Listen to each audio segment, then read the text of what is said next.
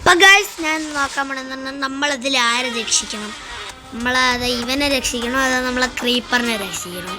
ആരെങ്കിലും ഒരാളെ രക്ഷിക്കണം. ക്രീപ്പറാണ് നമ്മളെ കൂടുതൽ ചതിച്ചു കിട്ടും.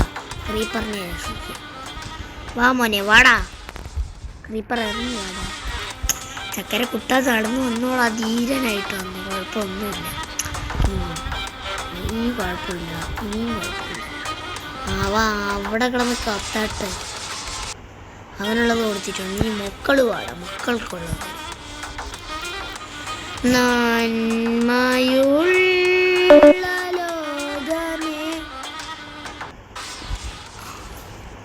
Thank you. അവൻ ചോദിച്ചോ നമ്മളെ ഫാരോടെ